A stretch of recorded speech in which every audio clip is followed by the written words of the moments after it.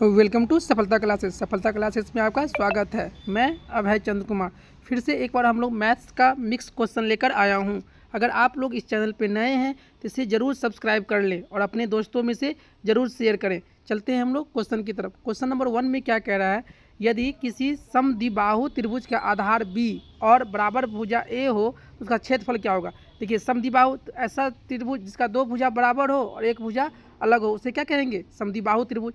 तो आधार B है और जो बराबर भुजा कितना है, A। तो इसका क्षेत्रफल क्या होगा, B/4 root under 4A² minus B²। Option number D सही हो जाएगा। चलते हैं नेक्स्ट क्वेश्चन पे। यदि दो समरूप त्रिभुजों के क्षेत्रफल का अनुपात, देखिए दो समरूप त्रिभुज का अगर क्षेत्रफल, जैसे ये दो त्रिभुज है, ये A है, ये B है, ये C है, और ये P है, ये Q है, ये R है। अगर दो त्रिभुज समरूप है तो त्रिभुज A B C का क्षेत्रफल और बट्टा में त्रिभुज P Q R का क्षेत्रफल, ये क्या होता है, संगत भुजा के अनुपात के वर्ग के बराबर होता है। तो A B का स्क्वायर, तो यहाँ पे क्या होगा, P Q का स्क्वायर, बराबर में क्या होगा, यहाँ AC लेंगे तो AC का स्क्वायर, तो यहाँ क्या लेंगे हम लोग, PR का स्क्वायर। उसी तरह अगर हम BC का स्क्वायर लेंगे और बट्टा में मतलब QR का स्क्वायर लेंगे, तो ये कह रहा है क्वेश्चन कि दो समरूप त्रिभुज है, एक त्रिभुज ये है और एक त्रिभुज ये है, तो इसका क्षेत्रफल कितना है, 25 है, और इसका क्षेत्रफल कितना है, 64 है।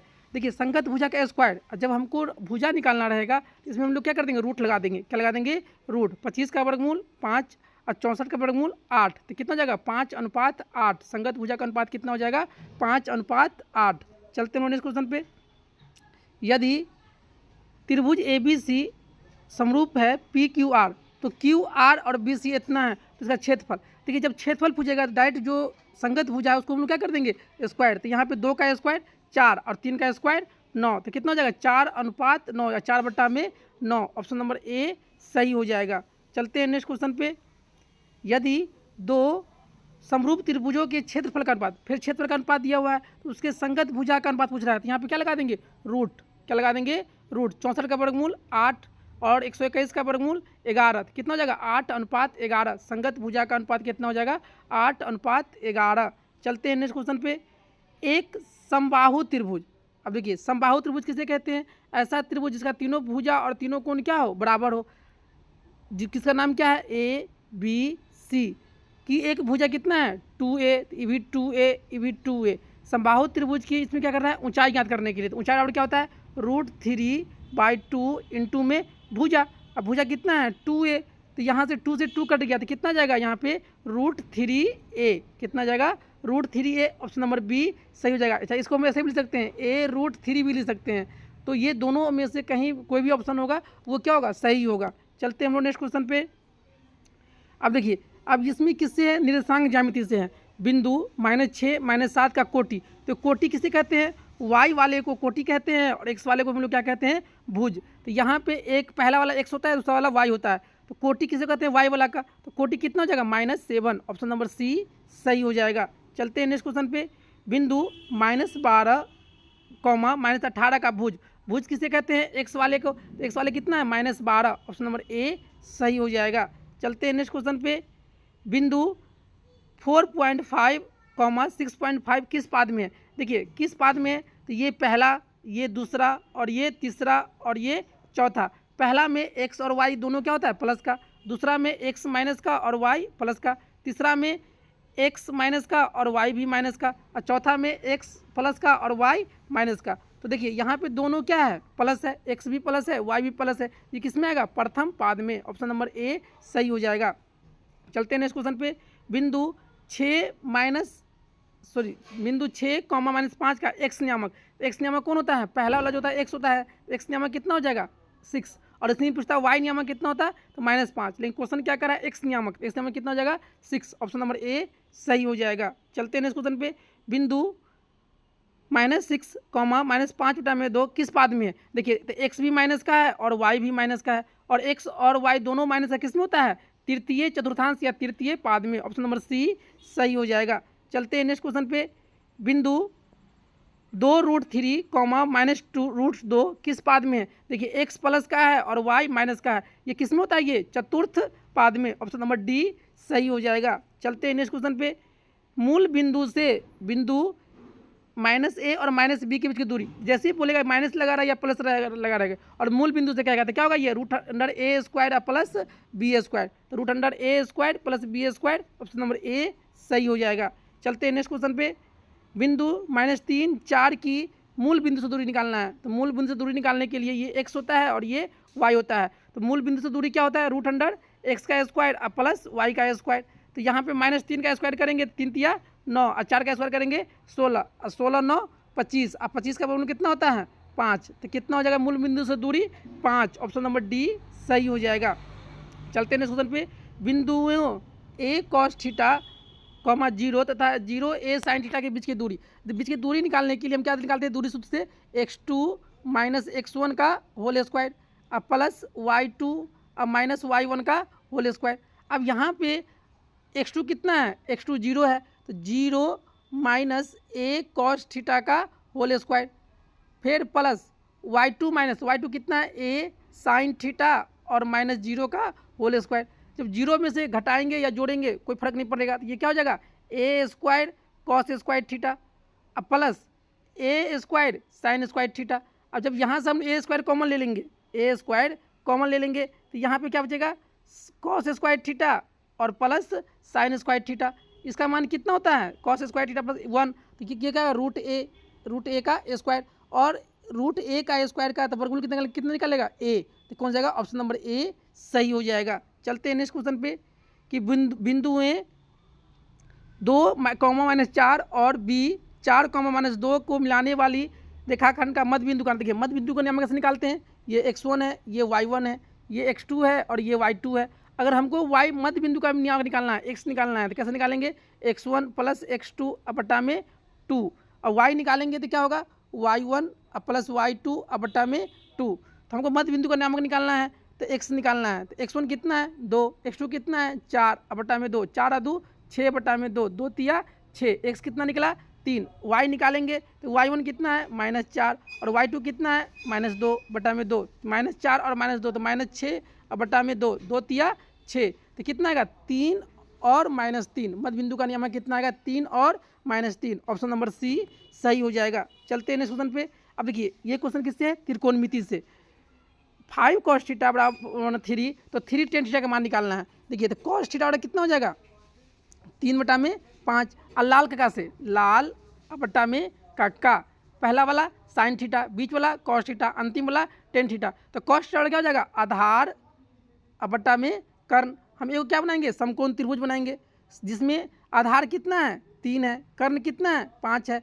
अब यहाँ पे हम लंब निकाल लेंगे, तो लंब कैसे निकालेंगे, तो कर्ण का स्क्वायर तो 5 का स्क्वायर 25 और 3 का स्क्वायर 9, 25 में से 9 गया था 16, और 16 का वर्गमूल 4, आधार कितना आ गया 4। हमको निकालना है किसका मान, हमको किसका, देखिए निकला क्या क्या निकला, ये 5 है, ये 3 है, ये 4 है, और हमको मान निकालना है 3 tan थीटा। tan थीटा क्या होता है लाल कक्का से लाल बटा में कक्का, पहले अंतिम वाला क्या होता है, अंतिम वाला होता है अपना मतलब tan थीटा। तो लंब बटा में आधार, तो लंब कितना है 4 और आधार कितना है 3, तो 4 बटा में 3, 3 से 3 कट गया, तो कितना है 3 tan थीटा का मान 4, ऑप्शन नंबर सी सही हो जाएगा। चलते हैं नेक्स्ट क्वेश्चन पे। अब देखिए यहाँ पे क्या है सेक स्क्वायर 45 डिग्री -2 का मान निकालना है। तो हम पहले देखिए 0 degree 30 degree 45 degree 60 degree 90 degree, sine का मान साइन 0 0, साइन 30 1/2, साइन 45 1/2, साइन 60 √3/2 और साइन 90 1, साइन 90 कितना होगा 1। अब कॉस का मान निकालेंगे तो cos 0 1, cos 30 √3/2, cos 45 1/2, cos 90 cos 60 1/2 और कॉस 90 0। हमको देखिए कॉस किसका उल्टा होता है सेक का, तो सेक 45, तो सेक 45 का मान कितना हो जाएगा √2, और √2 का स्क्वायर करेंगे तो कितना होगा 2, और 2 - 2, 2 में से 2 गया कितना हो जाएगा 0, ऑप्शन नंबर बी सही हो जाएगा। चलते हैं नेक्स्ट क्वेश्चन पे। देखिए अब यहाँ पे क्या है कि सेक थीटा का उल्टा, देखिए साइन थीटा किसका उल्टा होता है 1/cosec थीटा, उसी तरह कॉसेक थीटा किसका उल्टा होगा 1/sin थीटा। उसी तरह फिर आगे हम लोग चलेंगे तो कॉस थीटा किसका उल्टा होगा 1/sec थीटा का, उसी तरह सेक थीटा किसका उल्टा होगा 1/cos थीटा का। फिर आगे चलेंगे तो tan theta, tan theta, tan theta किसका उल्टा होगा? 1/cot थीटा का। कॉट थीटा किसका उल्टा होगा? 1/टेन थीटा का। तो अब देखिए क्वेश्चन में क्या पूछ रहा है? सेक थीटा, तो सेक थीटा किसका उल्टा होगा? 1/cos theta, 1/cos theta. Option number B सही हो जाएगा। चलते हैं नेक्स्ट क्वेश्चन पे। देखिए 2 1 साइन स्क्वायर ए अब बट्टा में कॉस स्क्वायर ए। देखिए एक फार्मूला पे हम जानते हैं कि साइन स्क्वायर ए अब प्लस कॉस स्क्वायर ए कितना होता है? 1 होता है। अब देखिए साइन मतलब कॉस स्क्वायर को यहीं पर रहने दीजिए, साइन को उधर जाइए, तो कॉस स्क्वायर ए बराबर में क्या हो जाएगा? 1 साइन स्क्वायर ए। देखिए इसके बदले में हम क्या लिख सकते हैं? कॉस स्क्वायर ए, और दो पहले से भी है, और नीचे में क्या आएगा? कॉस स्क्वायर ए। कॉस स्क्वायर ए ऊपर में भी है, कॉस स्क्वायर नीचे में भी है, दोनों कट गया तो कितना आया? 2। ऑप्शन नंबर सी सही हो जाएगा। चलते हैं नेक्स्ट क्वेश्चन पे। देखिए दिए गए समकोण पी क्यू आर में पी आर क्यू थीटा है। देखिए पी आर क्यू थीटा है, पी क्यू 3 सेंटीमीटर है, पी आर 6 सेंटीमीटर है, तो थीटा का मान निकालिए। देखिए अब हम क्या निकालेंगे? जिसमें कर्ण दिया हो, लंब दिया हो, तो लाल कक्का से लाल बटा में कक्का, लाल बटा में कक्का। तो जिसमें लंब और कर्ण किस में आ रहा है? लंब और कर्ण साइन थीटा में, तो साइन थीटा बराबर में क्या हो जाएगा? लंब कितना है? 3 है, कर्ण कितना है? 6, 3 दूना 6, तो 1/2 साइन थीटा का मान, साइन थीटा का मान 1/2 किस डिग्री पे होता है? तो साइन 30 डिग्री पे। तो साइन से साइन कट गया, तो थीटा कितना आया? 30 डिग्री। थीटा कितना आ जाएगा? 30 डिग्री। ऑप्शन नंबर ए सही हो जाएगा। चलते हैं नेक्स्ट क्वेश्चन पे। देखिए यदि अल्फा बट्टा 4 बराबर में 15 डिग्री तो 3 कॉसेक अल्फा का मान निकालना है। देखिए तो अल्फा कोना का गुना करेंगे तो अल्फा कितना जाएगा? 15 चौका 60 डिग्री, तो यहाँ पे 3 और यहाँ पे कॉसेक, कॉसेक 60 डिग्री। अब देखिए साइन 60 का मान कितना होता है? √3/2। तो साइन 60 का मान होता है √3/2, उसको उलट दीजिए, कितना होता है? मतलब √3/2 साइन 60 का, तो इससे कितना हो जाएगा? 2/√3।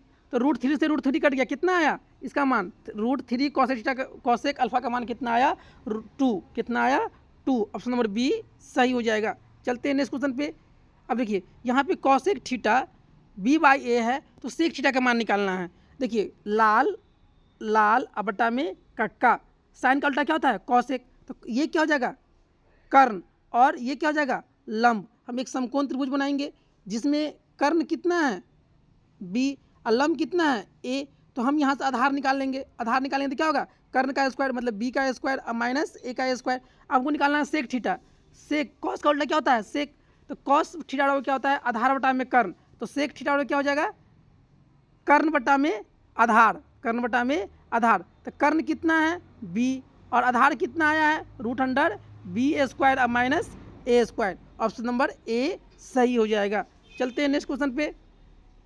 टेन थीटा बराबर में 1, तो थीटा का मान टेन थीटा, तो टेन थीटा, टेन थीटा का मान 1 कब होता है? तो टेन 45 डिग्री पे।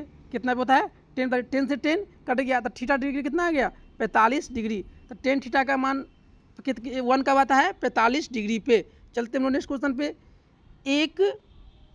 एक 15 मीटर लंबी सीढ़ी एक ऊर्ध्वाधर, देखिए एक 15 मीटर सीढ़ी क्या है? एक ऊर्ध्वाधर क्या है? दीवार पे लगा हुआ है, क्या है? दीवार पे लगा हुआ है, शीर्ष तक पहुंचती है। यदि सीढ़ी दीवार के साथ, सीढ़ी दीवार से कितना कोण बनाता है? 60 डिग्री का कोण बनाती है, तो दीवार की ऊंचाई बता ली। देखिए ये कितना है? 15। हमको इसका ऊंचाई निकालना है, तो हम ऐसा फार्मूला खोजेंगे जिसमें कर्ण और लंब आ जाए। तो हम देखिए साइन 60 डिग्री, साइन 60 डिग्री बराबर में कितना हो जाएगा? हाँ साइन 60 डिग्री में कितना हो जाएगा? मतलब कि लाल कक्का से लंब, लंब है मतलब सीढ़ी का ऊंचाई, तो इसको x मान लेते हैं, x बटा में कर्ण 15 डिग्री। तो साइन 60 का मान कितना होता है? साइन 60 का मान होता है √3/2 बराबर में कितना हो जाएगा? x बराबर में 15। अब कोना का नहीं गुना कर दीजिए, तो 15 √3 बटा में 2 बराबर में x। यही किसका आएगा? सीढ़ी की मतलब किसी दीवार की ऊंचाई। चलिए नेक्स्ट क्वेश्चन चलते हैं हम लोग। 12 मीटर ऊंचे एक खंभा है। देखिए 12 मीटर क्या है? एक ऊंचा खंभा है। पर रही छाया की लंबाई, देखिए छाया की लंबाई कितना है? 4√3 मीटर।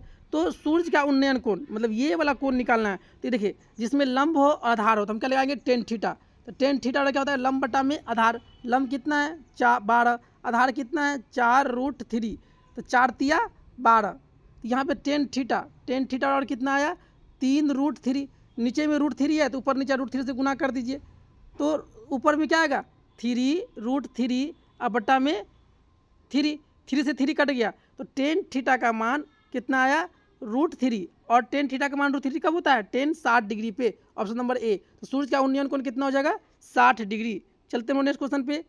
एक मीनार से 100 मीटर दूर स्थित बिंदु पर मीनार का उन्नयन कोण 60 डिग्री है। देखिए तो मीनार की ऊंचाई, ये मीनार है और ये भूमि है, इससे कितना मीटर दूरी पे है 100 मीटर पे, और इसके साथ कितना कोण बनाता है 60 डिग्री का।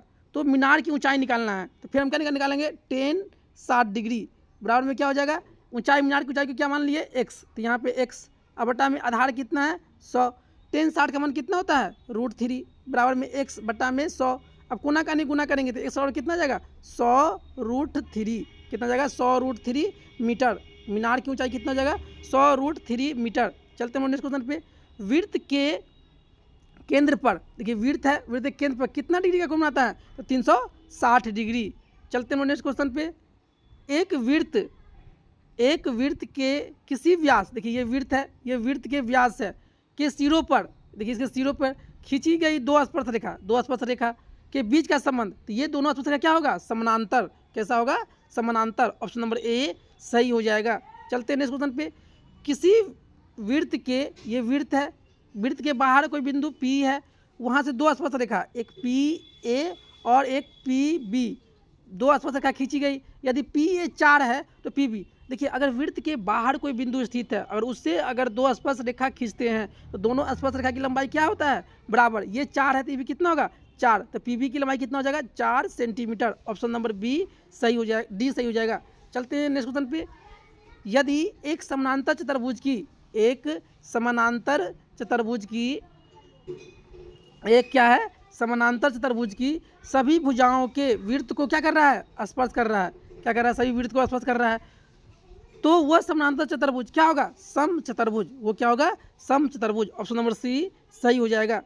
चलिए इस तरह से हम लोग मतलब कि लगभग इसमें 30 MCQ को देखे हैं। अगर आप लोग इस चैनल पे नए हैं तो इसे ज़रूर सब्सक्राइब करें और इसे अपने दोस्तों में से ज़रूर शेयर करें। Thank you for watching.